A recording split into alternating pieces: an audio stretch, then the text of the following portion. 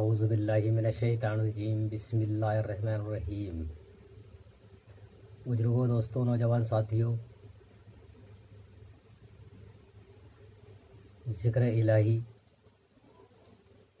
قرآن شریف کی کچھ آیتیں جہاد سے تعلقات رکھنے والی، جن آیتوں کو لے کر کے کچھ شیطان اور شیطان کے چیلے، شیطان کے بچے سیدھے سادے انسانوں کو بہکانے کی کوشش کرتے ہیں۔ انہی آیت کریمہ کی تلاوت کریں گے اور ان صورتوں کے نازل ہونے کی وجہ، جیسے پچھلی گفتگو میں اظہار کر چکا ہوں کہ اللہ کے رسول صلی اللہ علیہ وسلم نے جو حق کا پرچم لہرایا اور حق بات بتائی، تو ان باتوں کو لے کر کے جہاد فرض ہوا۔ اور جس میں پچھلی ویڈیوز میں میرا فیس بک پیج اور یوٹیوب پہ میں ویڈیوز شیئر کر چکا ہوں، جو کہ پچھلی آیت کریمہ سورہ انفال میں پارہ نمبر 9 میں 11، 12، 13 نمبر کی آیتیں ہیں۔ ان میں ذکر کر چکا ہوں جہاد کو لے کر کے، جس میں 5 آیتیں کریمہ نازل ہو چکی ہیں، اور اس کے آگے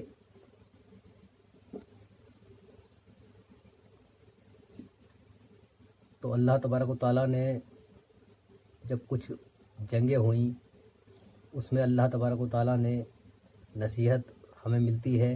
تم نے دیکھا کہ اللہ تعالیٰ مسلمانوں کی کس طرح مدد کرتا ہے، صرف اس وقت جب لڑائی صرف اللہ کے لیے لڑی جائے۔ بے شک لڑائی جو لڑی جائے، کبھی کسی پر کے جان کر کے ظلم نہ کرے، اپنے تھوڑے سے فائدے کے لیے کبھی کسی کا حق نہ مارے۔ لڑائی صرف ایک اللہ کے لیے لڑی جائے، حق کے لیے لڑی جائے، نہ حق کے لیے لڑی نہ جائے۔ جو ظالم ہوتے ہیں اس وقت انسان کو ان لوگوں کا ساتھ نہیں دینا چاہیے۔ جو ظالم ہے، جو ظلم کر رہے ہیں، اور جو لاچار، مجبور ہے، بے قصور ہے، اس کی خوب تر مدد کرنے چاہیے۔ یہی حق کی لڑائی ہے۔ اور تم نے یہ بھی سن لیا کہ جو شخص خدا اور اس کے رسول کی مخالفت کرتا ہے تو اللہ تعالیٰ اس کو سخت عذاب دیتا ہے۔ اللہ تعالیٰ پھر مسلمانوں کو نصیحت کرتے ہوئے فرماتا ہے قرآن مجید میں، آگے کی صورت میں ہے 14 اور 15 سورہ انفال میں، یہ بھی آیت نمبر 14 و 15 میں ہے۔ وہ سور یہ ہے، بسم اللہ الرحمن الرحیم۔ پہلے ایک بار حضور سرور کائنات صلی اللہ علیہ وسلم کی خدمت میں اور ان کے تحفہ بطور درود پاک کا اظہار کر لیے جائے۔ اللہم صلی علی محمد وآل آل محمد کما صلیت علی ابراہیم وآل آل ابراہیم انک حمید مجید۔ اللہم بارک علی محمد وآل آل محمد کما بارکت علی ابراہیم وآل آل ابراہیم انک حمید مجید۔ اعوذ باللہ من الشیطان الرجیم، بسم اللہ الرحمن الرحیم۔ وآیت کریمہ یہ ہے، یا ایھا الذین آمنوا اذا لقیتم الذین کفروا زحفا فلا تولوهم الادبار ومن یولهم یومئذ دبورہ الا فلقتال او متحیزا الى فئات فقد باء بغضب من اللہ ومأواہ جہنم وبئس المصیر۔ یہ 14 آیت نمبر 14 میں اور 15 میں اللہ تبارک و تعالیٰ نے فرمایا ہے۔ اس کا ترجمہ اس طریقے سے ہے، اے اہل ایمان، جب میدان جنگ کے کفار سے تمہارا، اے اہل ایمان جب میدان جنگ میں کفار سے تمہارا مقابلہ ہو تو ان سے پیٹھ نہ پھیرنا، اور جو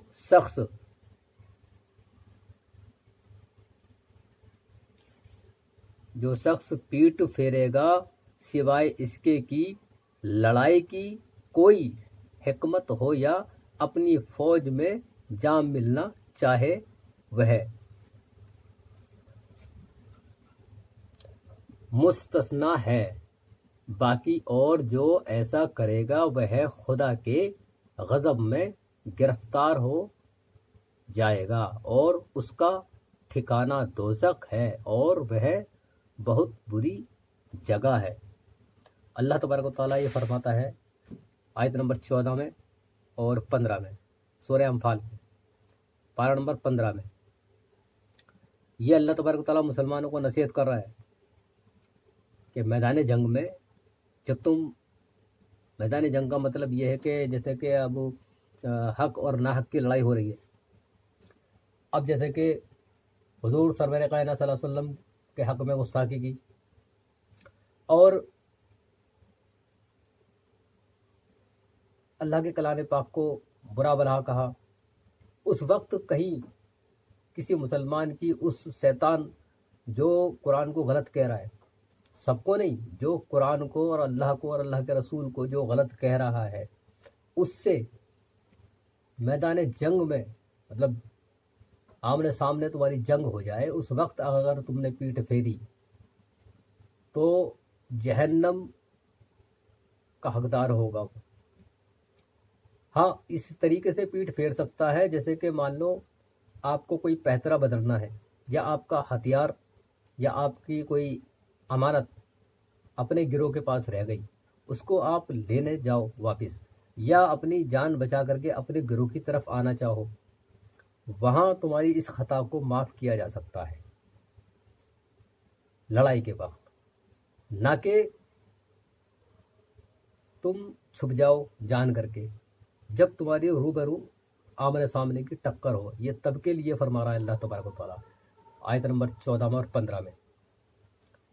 تو یہ بات حقیقت ہے، اللہ تبارک و تعالیٰ کے لیے جو شہید ہوتا ہے، حق کے لیے شہید ہوتا ہے، اچھی باتوں کے لیے مرتا ہے، تو اللہ تبارک و تعالیٰ اس کو جنت نصیب فرماتا ہے، اور جو جی چراتا ہے، آلکس کرتا ہے، اور جو اپنے آپ کو بچانے کی کوشش کرتا ہے، اس سے اللہ تبارک و تعالیٰ ناراض ہو جاتا ہے۔ جیسے کہ بہت سے لوگ ہیں قرآن پاک کو پھاڑ دیا جاتا ہے، جلا دیا جاتا ہے، اور اس کے بعد وہ اس چیز کو پوسٹ کو دیکھ لیتے ہیں، دیکھنے کے بعد پھر بھی وہ اپنے دل میں غم نہیں کرتے ہیں، وہ یا اس کا افسوس نہیں کرتے ہیں۔ اب جیسے کہ نرسنگانند سرسوتی نے جو الٹی چیزیں بکواس کی ہے، اس کے خلاف سخت سے سخت کارروائی ہونے چاہیے۔ جو جہاد کی آیتوں کو لے کر کے جو الٹے سیدھے بکواس کرتا ہے، ان صورتوں سے یہ ظاہر ہوتا ہے نا کہ جہاد شروع کہاں سے ہوا، کیوں ہوا، یہ جاننا بہت ضروری ہے۔ خالی قرآن سے سمجھ نہیں آئے گی انسان کو یہ دیکھنا چاہیے کہ جو لڑائی ہوئی ہے کس وجہ سے ہوئی ہے۔ کوئی نہ کوئی لڑائی کی وجہ ہوتی ہے، بغیر وجہ کے کوئی لڑائی نہیں ہوتی ہے۔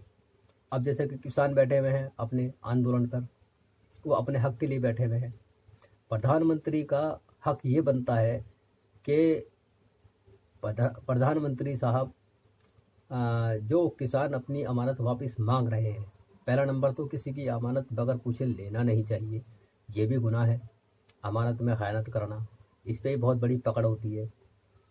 اب کسان بیٹھے ہوئے ہیں تو ان کی لڑائی ہے، ان کی لڑائی حق کی لڑائی ہے، وہ اپنی امانت کے لیے، اپنی چیز کے لیے، اپنے حق کے لیے بیٹھے ہوئے ہیں۔ وہ اس بیچ اگر یہ لوگ، کتنے کسان بھائی ہمارے شہید ہو گئے، الحمدللہ، اللہ تبارک و تعالیٰ ان لوگوں کو جنت نصیب عطا فرمائے گا، سیدھے جنت نصیب ہوگی ان کو، ایسے انسانوں کو جو حق کے لیے لڑتے ہوئے شہید ہو جائیں گے۔ اور ایسے ظالموں کی پکڑ ہے جو ایسے لاچار مجبوروں کو ستائے، کوئی بھی ہو، اس میں کوئی بھی پوسٹ پہ ہو،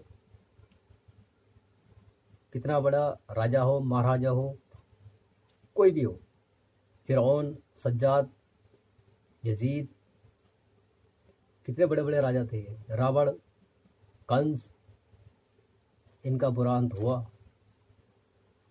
اللہ تبارک و تعالیٰ کو حق پسند ہے, امن و امان پسند ہے, اور جو ظالم ہوتے ہیں ان کو مہلت دی جاتی ہے. اللہ تبارک و تعالیٰ کی لاٹھی میں آواز نہیں ہوتی, جب پڑتی ہے تو اس کو گمان بھی نہیں ہوتا کہ وہ کہاں سے پڑی, کیسے پڑی. اب جیسے کہ بیماری چل رہی ہے اتنی, یہ اللہ تبارک و تعالیٰ کیا فرماتا ہے کہ جو میری مخلوق پر رحم کرے گا میں اس پہ کروں گا. کبھی مسلمانوں پر اتیاچار ہوتا ہے, کبھی کسی پہ ہوتا ہے, کبھی کسی پہ ہوتا ہے, کبھی سکھ بھائیوں پہ ہوتا ہے, کبھی عیسائیوں پہ ہوتا ہے. تو جب تک یہ ہندوستان کی ایکتا مٹھی بن کر کے ایک ساتھ نہیں چلے گی, یہ لوگ ایسے ہی ستاتے رہیں گے اور ایک دوسرے پہ ظلم کرتے رہیں گے. ہندو, مسلم, سکھ, عیسائی, یہ چیزیں دھرم ہے, یہ اپنے اپنے دھرم کو فالو کرنا چاہیے, اچھی بات ہے. مگر ان دھرم کے نام پر لڑائی دنگا کرنا یہ سب میں بڑی بیوقوفی اور سب سے بڑے جاہل پن کی نشانی آئی. جو انسان دھرم کے نام پر کسی کا قتل کر دے, مارا پیٹی کر دے, اپنے دھرم کو بڑا بتائے اور کسی کی پراپرٹی پہ قبضہ کر لے, یہ چیزیں غلط ہیں. وہاں اور جو مثال کے طور پہ کسی مندر کو توڑ کر کے مسجد بنا لی جائے تو وہاں میرا کہنا یہ ہے, اور اللہ کے رسول کا بھی یہی کہنا ہے کہ اس جگہ سے اس کی عبادت قبول نہیں ہوگی جو اس جگہ پر عبادت کرے گا. کسی کی ناحق چیزوں پر مندر بنا لو یا مسجد بنا لو, کچھ بھی بنا لو, وہاں اس چیز کا سکون نہیں ملے گا, نہ اس پروردگار کی وہاں رحمت برسے گی. صرف ایک دکھاوا ہوگا, باقی کچھ نہیں ہوگا. دعا میں یاد رکھنا, محلے پڑوس والوں کا خیال رکھنا, حق کا ساتھ دینا, اور غریبوں کا, مسکینوں کا خیال رکھیں. رمضان کا مبارک مہینہ چل رہا ہے, بیماری چل رہی ہے, اس کے حق کے لیے دعا کریں, نماز پڑھیں, نفل نماز پڑھیں, اور تلاوت کر کے قرآن پاک کی تلاوت کر کے دعائیں خیر مانگیں پورے ملک کے لیے. اللہ تبارک و تعالیٰ اپنا رحمت نازل فرمائے, ہندو, مسلم, سکھ, عیسائی سب پر, سب کے دلوں سے نفرت کو مٹائے. پیار, محبت, آبزداری, بھائی چارہ, اسی میں انسانیت کی جیت ہے, اسی میں دیش ترقی کرے گا. باقی جب تک ان چیزوں پہ لڑتے رہو گے, مرتے رہو گے, تو صرف جو تمہیں لڑا رہے ہیں صرف ان کا فائدہ ہوگا. باقی کسی کا شوہر, کسی کا آدمی, کسی کا بیٹا, کسی کا باپ, کسی کی بیوی, کسی کی ماں, کسی کی بہن, ایسے ہی ان لوگوں کے بھیٹ چڑھتی رہیں گی. السلام علیکم. میں جو چاہوں برس جائیں بادل, ہوں میں ڈوبا نظر آئے مقتل. میں جو چاہوں برس جائیں بادل, ہوں میں ڈوبا نظر آئے مقتل. جنگ کرنے میں آیا نہیں, جنگ کرنے میں آیا نہیں, ہاں جنگ کرنے